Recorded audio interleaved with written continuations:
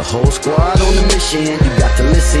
We pole politicking, it's so dope when it kick in. That you can get in where you fit in. We straight pole politicking. The whole squad on the mission, you got to listen. You know what this is when we pole politicking. My money long like division, a proposition to put a fist in. We straight pole politicking. Hey yo, I rise like the sun in the east, running the streets. Same people that was coming in peace, some in the beast on the microphone. It's never a long and hard task. For God, I'm gonna smash they blog and podcast. Introduction to journalism 101 with pharaoh pole politicking about where I'm from and what I do. What's up? It gotta be good. Interviewing everybody, you know they probably could take all the blood, sweat, and tears working all them years. Putting in 10,000 hours, it empowers careers. From the baby and Megan Thee Stallion to Yo Gotti, high as a kite, jet life currency in the party. With MC Light, J Prince said I rap a lot. Super Saiyan Black Kakarot with a Macintosh laptop and my Apple Watch, smoking Fraggle Rocks. 4 eyes, got more lines and hooks than a tackle box. What? The whole squad on the mission, you got to listen. We pole politicking, it's so dope when it kick in. That you can get in where you fit in. We straight pole politicking. The whole squad on the mission, you got to listen. You know what this is when we pole politicking. My money long like division, a proposition to put a fist in. We straight pole politicking. What up? Welcome to another episode of Wrestling_Hip Hop. We live right now on Twitch, YouTube, and Facebook. But check us out on iTunes, Spotify, all that good stuff. With my homie Nuk Nuk Johnson. How you doing, bro? My peace and blessings to you, Kim Folk. I'm good, man. Appreciate you for having me on here. You hear? Yeah, no doubt, man. So, first thing, where you from?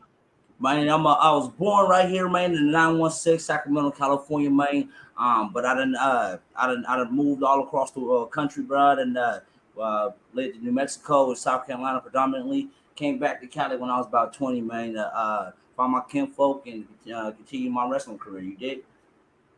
Yeah, I've been in Sac a few times. My homie, the one I was just talking to, he actually from Sacramento. Oh, okay. Yeah. Tell bro I said what's up, man. I'm from the Heights. You know what I'm talking about? So he'll know what I'm talking about if you mention. Oh. So how did you get involved with wrestling? I see right now it says you're a referee. Yes, sir. Just let us know about your background, you know, how long you've been in it. We was talking about it a little early before we started.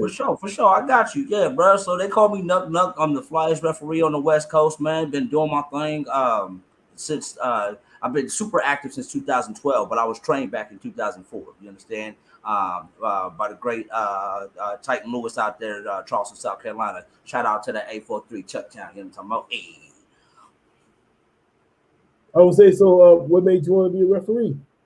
Fam, I've been wrestling fan since I've been knee high to a pin needle. You know what I mean? My grandmother used to put me on, and we used to watch WWF and WCW back in the day. That was her thing, and that's what I remember. You know what I mean? Coming up in the foster care, bro. That's the only thing that stayed consistent. You know what I mean? Was professional wrestling, drawing, and dancing. So, I don't dance too much. I still draw and mess with the wrestling scene. Yes, sir. I'm saying, but why referee? Oh, bro, stature, bro. I'm 5'5", $145, soaking wet with a brick in my pocket, bro. I'm not gonna make too much money trying to be a wrestler, but I can make more money being a referee. So makes sense. You know what I mean? That's what my first day of training. I slid in. It was like, "What you trying to do?" I said, "I'm trying to be in the business. Of course, I want to be a wrestler. Everyone wants to be a wrestler." They took one look at me. I was even smaller and skinnier then. They were like, "Bro, we can train you, and you will be the one we throw around all day, or you can train to be a referee and get the position where if you're trying to make it to the big leagues, they're most likely to hire you as a referee versus to hire you as a wrestler." This is back in, like I say, 2004, when it wasn't really popular for smaller guys to get in the business. You know what I mean? Although you had them, you know what I mean, they weren't getting the shine like they started to do later in the years. You know, once Eddie became heavyweight champion, and they started putting more shine on Ray and all that stuff. Man, that's when they really started letting the little guys do what they do. But that was the RA was set in stone and putting on my stripes. So I ain't tripping. I'm getting my money. You know what I mean? And what separates you from other referees? Bro, it's I'm a true ref, bro. And what I mean by that is, man, I make sure I take care of my brothers and sisters in and out of the ring. whether it be helping them get to and from where they need to go to, making sure they're safe while they're in foreign cities. Um, um, Doing graphics. Like I said, I'm an airbrush artist. I'm a graphic designer as well, so I do posters as well as wrestlers' outfits, things of that nature. So I do any and everything that I can to make sure that the show goes on and it goes on to the best of ability. So that's what makes me a superior referee. Not only that, but while you're actually in the ring. You know what I mean? I'm making sure the ins and out of the wrestling is taken care of that I control, i.e. the match itself. Making sure everyone's safety is the first concern, and making sure that I do my part to make sure that no one dies. We ain't trying to die. You was talking about earlier, like you just grew up watching wrestling. So what promotion did you grow up watching? Oh, back in the day, bro, I was a major attitude head, but I was also a major WCW cruiserweight head. You know what I mean? I loved Linko, Rey Mysterio, Psychosis. You know what I mean? Them was all my guys. You know what I mean? They were my size. You know, so yeah, I really looked up to them. So I was going to say, so who were some of your favorite referees? Referees, bro. Nick Patrick comes to mind, bro. Lil Nate. He was always fun to watch, man. Again, my size, so something that I looked up to. Teddy Long. That's a triple OG in the game. That would show me that it was a rarity to see a black man in that position, but a black man can obtain that position. So that's what let me kicking again. Really decide to become a ref, knowing and understanding who the king Teddy Long is. So how do you how do referees improve? Is it like watching film or? Oh, how do we train? Oh, bro, we train just like the wrestlers. We learn to take bumps. You're not going through every spot or learning how to do every move. Although a lot of referees can 100% wrestle. I don't wrestle. I just do refereeing, but I know how to take a couple other bumps, and I know how to make sure I protect myself at all times throughout a match. You know what I mean? With that, but yeah, a lot of referees get their training in by doing the very same thing that the wrestlers are doing, and then when it comes to practicing the matches, they go into their position, which is refereeing. So do you work out?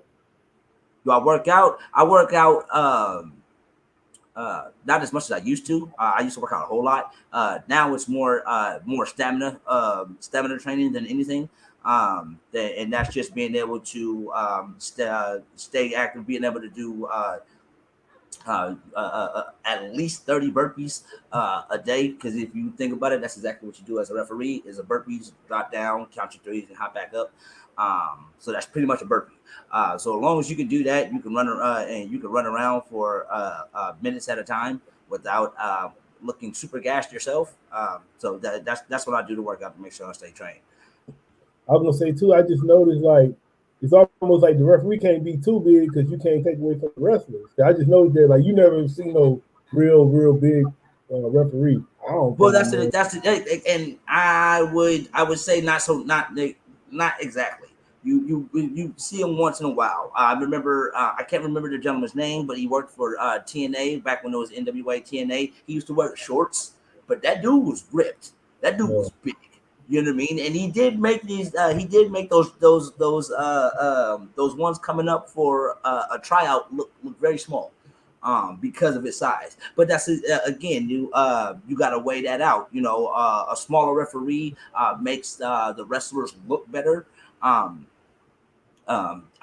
confident in my size, so it doesn't really bother me. But having a smaller guy standing next to a super muscular person makes that person look even bigger.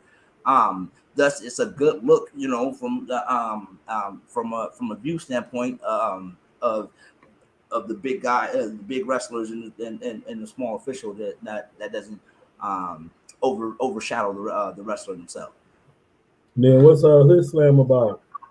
Oh man, Motherfucking hood slam. Okay, so I'm gonna break this down like a quarter pound for you, bro. Out there in Oakland, California, which is where hood slam originated at. We have an understanding that pro wrestling is very real. We're not really real, but we fake like it's real. We play like it's real. Thus, we play with it in itself. What I mean by that is, if you ever smoked a blunt and imagined what it would look like to see Mega Man go versus King from Street Fighter, well, at Hood Slam, we've had a match like that, where it was a couple of workers portrayed both of those characters and went out and put on a hell of a match.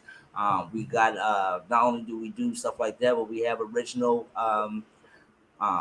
characters like the Stoner Brothers, who come out smoking weed and wrestle the whole time while they're wrestling. They're smoking, yeah. By the end of the match, they got a doobie, but they're still smoking that doobie. You know what I mean? So it's a whole lot of cool stuff, man. It's fun as hell, and I miss and can't wait to get back to that environment in itself. Then I saw the Juice Sacramento. Say it again. I saw another thing you're working with, Juice Sacramento. Oh, Juice Sacramento. Oh, now you're talking about my my political activism. Okay.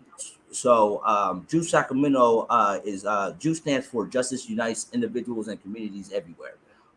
After the killings in 2020, the Floyd killing in particular, I got fed up and saw that my city was ready to rise up. So I went out and I spoke up. Upon speaking up, it came to find out that my city was lacking leaders and people who actually gave a damn about what we were really fighting for. So I started tagging along with other people who had the same feelings and wanted to just make that change. And then that's where we became Juice Sacramento. But was out there throughout the whole summer and the beginning of the winter. At least myself was out there fighting a good fight, man, trying to make sure that we stand up to police brutality and this systemic racism that we got going on in our government. So yeah, it's been real crazy when it came to that. It was some real wild stuff going on. You know what I mean? So what you working on right now? Right now, I'm staying focused with my airbrushing. I've opened up my airbrushing company fully. It's called Nuk Nuk Airbrush. I airbrush anything that my paint can stick to, from clothes to shoes, to automobiles to living rooms. Whatever anybody need, I got it. Just got done coming back from Vegas from not only a wrestling show but airbrushing a canvas for a wrestling company out there called Versus Pro Wrestling. So you'll be able to see that out there in the near future. But yeah, bro, that's pretty much what I'm focused on right now, man. Yeah, we just had that's with Wes, right? Versus. Yep. Yeah, we just had Wes on the show too.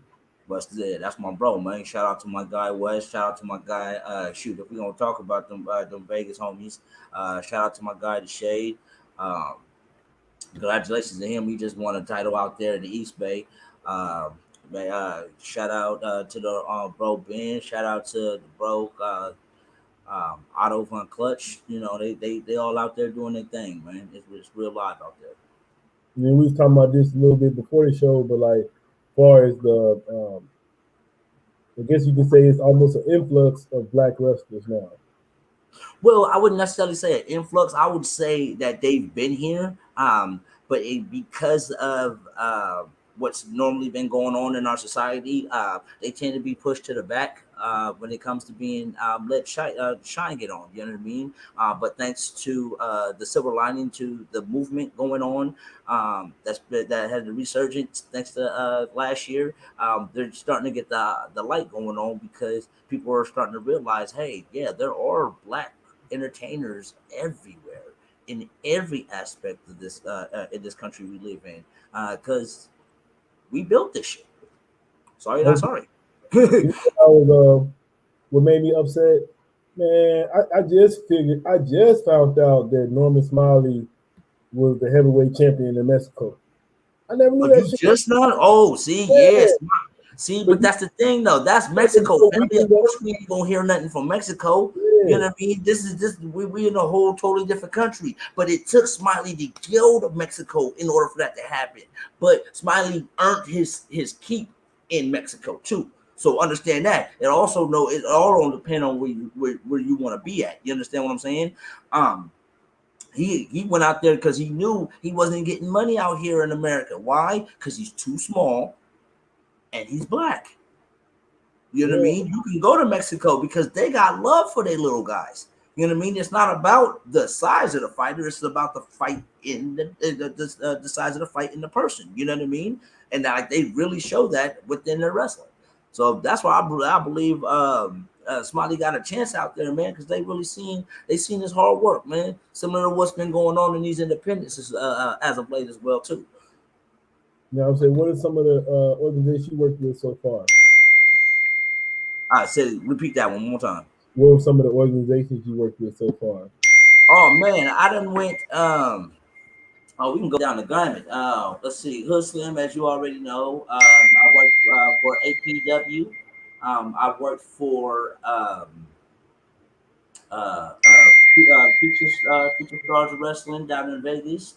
I worked for Versus Pro. I worked for the GCW for the culture. I did that a couple of months ago back there in Florida. Okay, I probably saw you on that one. I was watching that one. That shit was hard.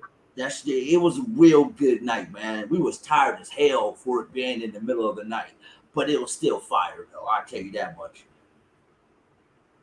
Yeah, that shit was dope. I like GCW. Yeah.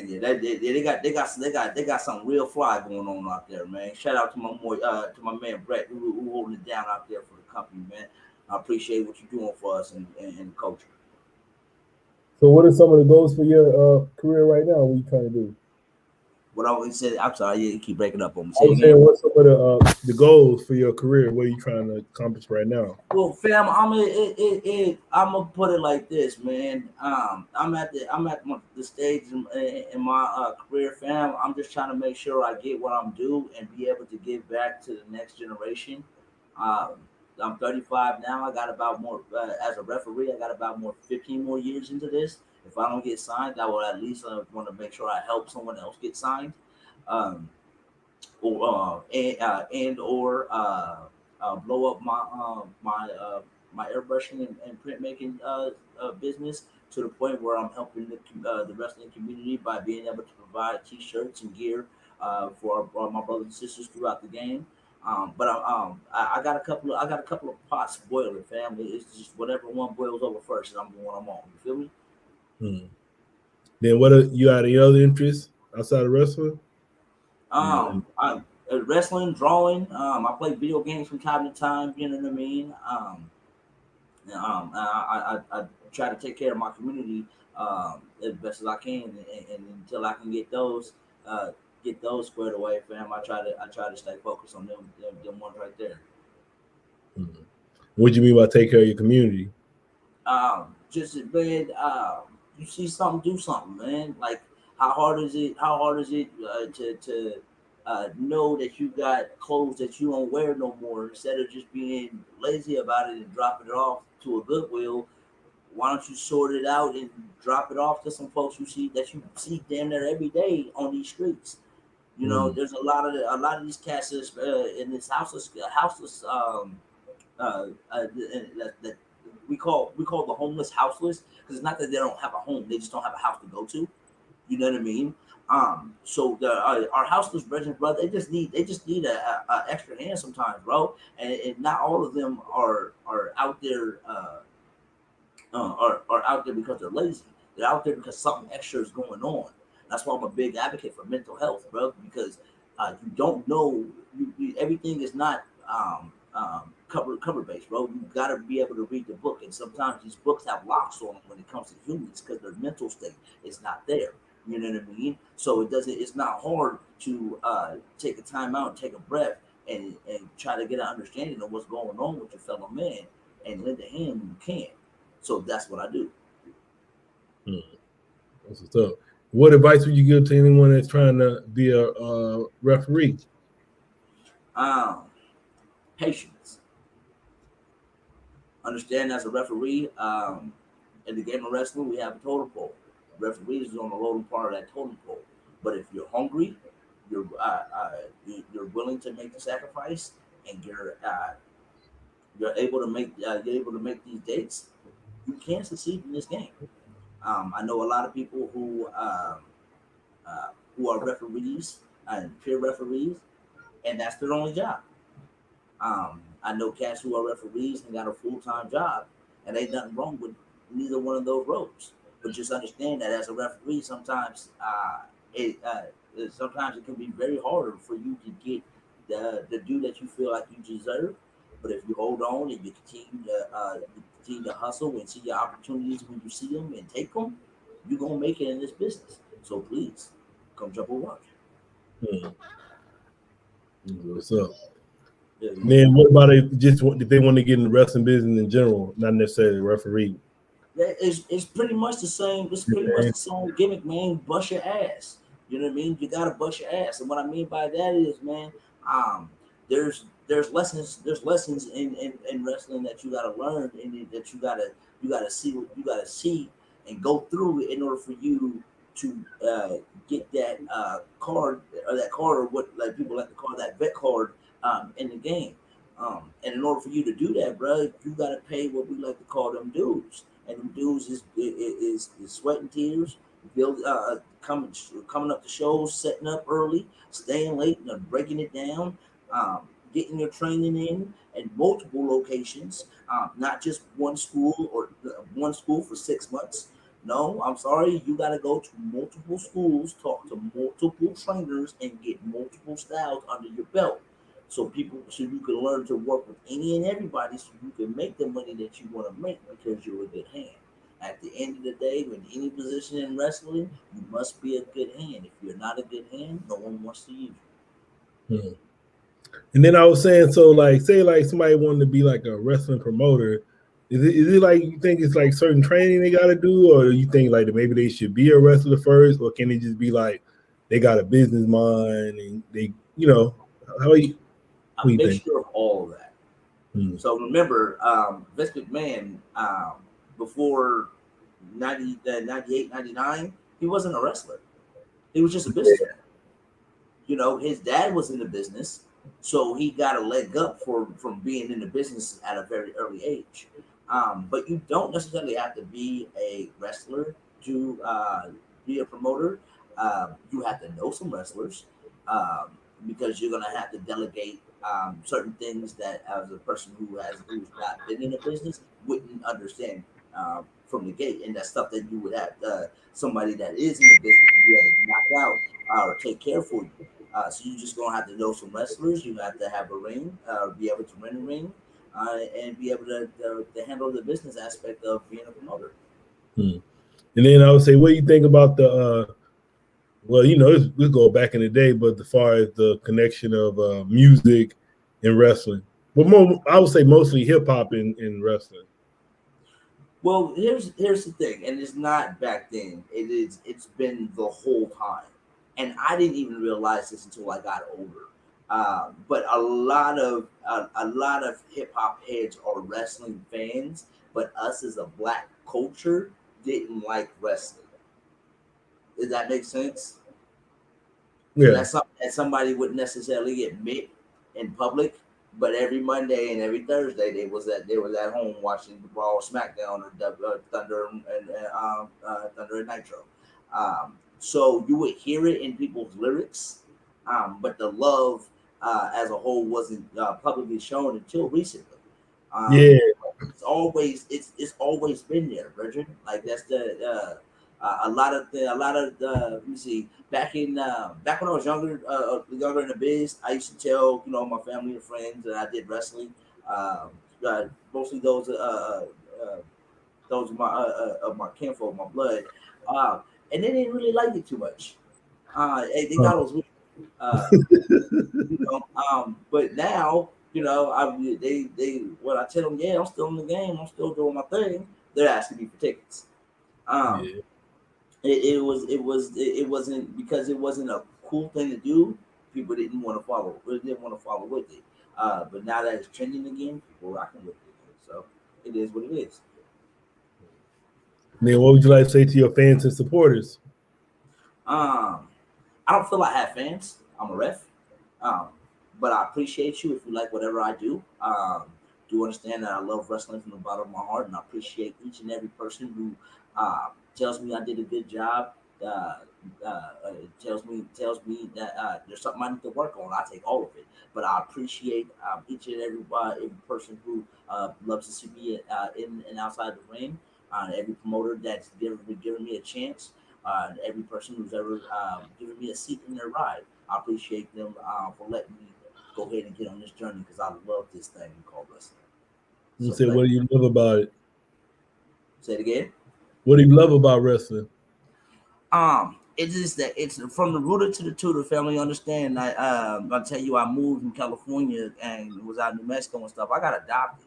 You know what I mean? So, um, wrestling was those were my uncles. You know, the Rock was my favorite uncle. You know, Vince McMahon was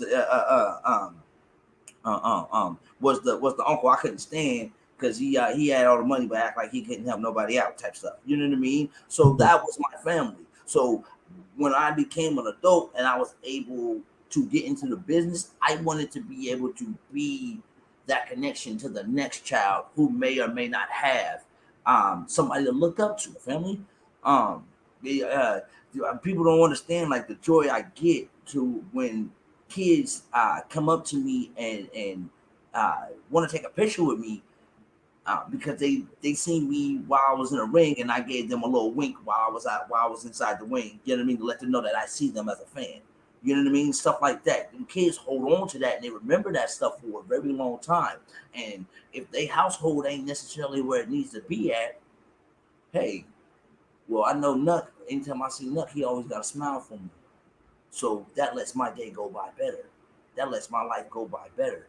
So if I can do that for the next person, the next generation, fam, I'm here to do it. And that's what I love about wrestling, being able to do that. Anything you don't like? Huh? How long you got? I got Real talk. time, sir. There's a lot of and because I'm an OG, I can't really speak too much on it. But I will speak on what I spoke on at this Black Wrestling Matter event I was at held by Versus.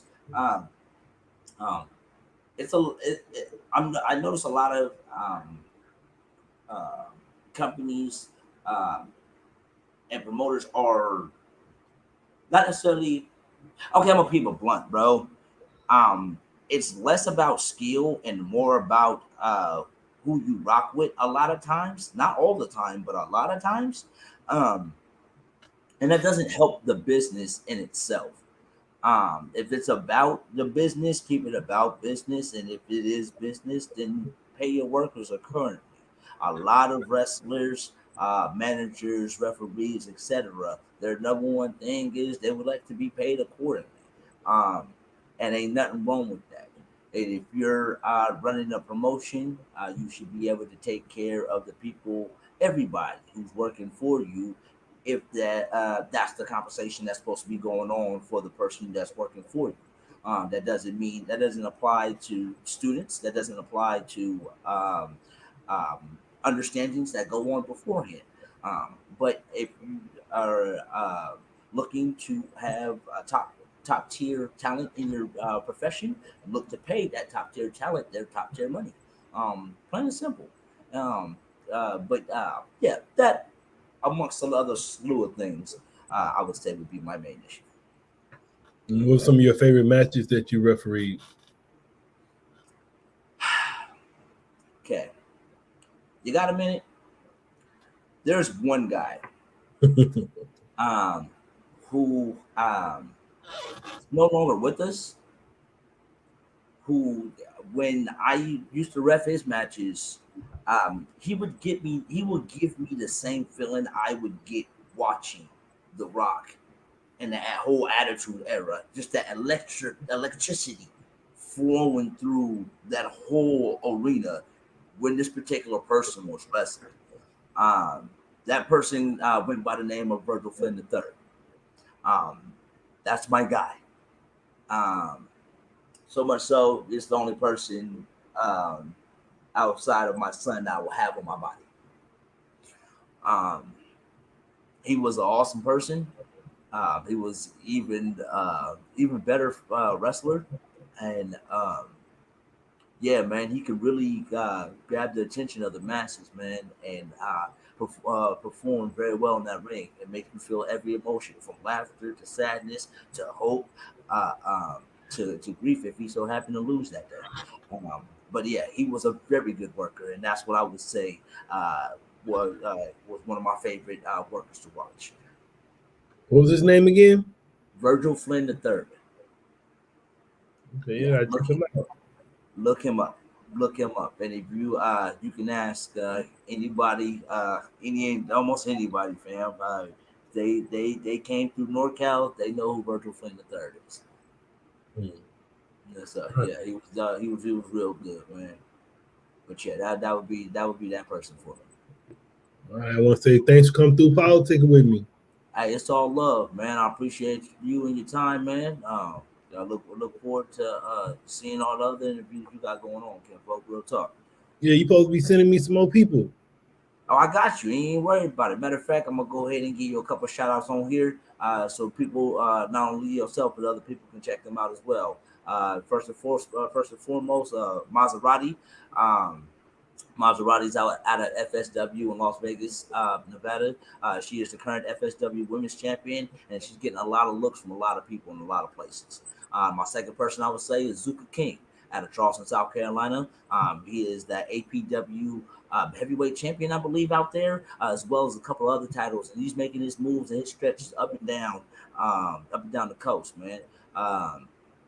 Another, well, I'll give you another NorCal. That would be Zoe. He is one half of the world's freshest tag team. He's been doing this thing. His full name is Alpha Zoe. So give him a look, and then if you want to go national, gentleman by the name of PB Smooth. You can check him out. I met him out there in Florida. He was a real cool dude. Loved his vibe, loved his attitude, and loved his performance in the ring as well. So yeah, man, check them cats out, man. And tell them boy the knuckleheads. Yeah, we had Zuka on, so you gotta give us somebody else.